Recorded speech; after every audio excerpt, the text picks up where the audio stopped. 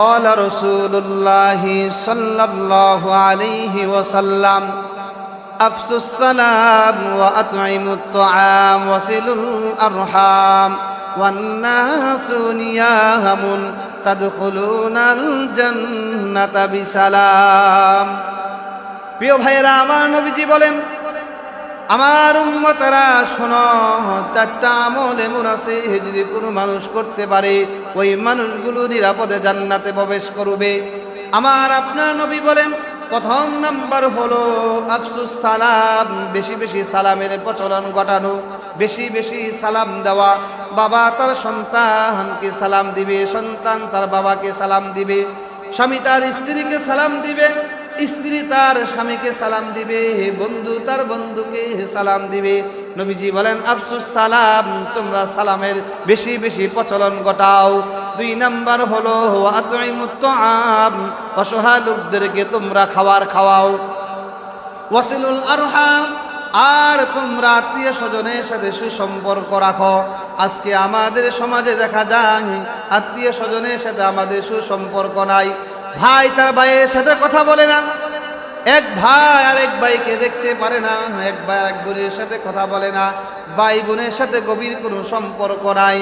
আমার আপনার নবী বলেন, ওয়াসিলুল আরহাম, আত্মীয় স্বজনের সাথে সুসম্পর্ক রাখো। চার নাম্বার হলো ওয়ান্নাসু নিয়ামুন, মানুষগুলো যখন ঘুমিয়ে যায় তখন তোমরা আল্লাহ রব্বুল আলামিনকে সন্তুষ্ট করার জন্য রাত্রেবেলা তাহাজ্জুদ নামাজ তোমরা আদায় করো।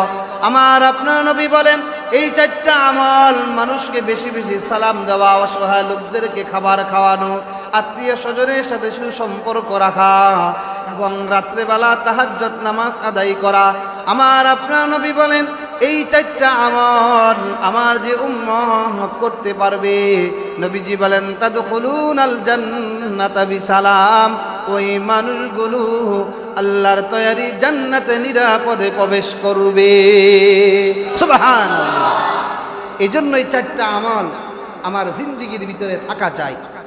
বেশি বেশি সালামের প্রচলন ঘটানো, অসহায় লোকদেরকে খাবার খাওয়ানো, আত্মীয় স্বজনের সাথে সুসম্পর্ক রাখা, রাত্রেবেলা তাহাজ্জুদ নামাজ পড়ার অভ্যাস গড়ে ওঠানো।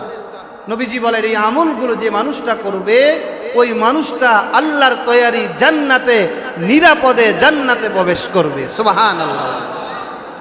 প্রিয় ভাইরা আমার, এই জন্য এই আমলগুলো করতে হবে। নবীজির উপরে বেশি বেশি দুরূদ শরীফ পৌঁছে দেওয়া, নবীজির উপরে বেশি বেশি দুরূদ শরীফ পড়া, এটা এমন একটা আমল যে আমলের মাধ্যমে মানুষ এমনও হতে পারে এই দুরূদ শরীফ পড়ার কারণে আপনি আমি নবীজিকে স্বপ্নে যোগে দেখতেও পারি। আর দেখার একটা মাধ্যম হলো নবীজির প্রতি বেশি বেশি দুরূদ পৌঁছে দেওয়া। সুবহানাল্লাহ বলে। প্রিয় ভাইরা আমার, হুজুর চলে আসছে, আর আলোচনা করব না। তাহলে আমি যতক্ষণ আলোচনা করলাম এর মূল উদ্দেশ্য হলো এবং মূল বিষয় হলো আমরা নবীজির উম্মত, সেই নবীজির উপরে বেশি বেশি দুরূদ শরীফ পৌঁছাই।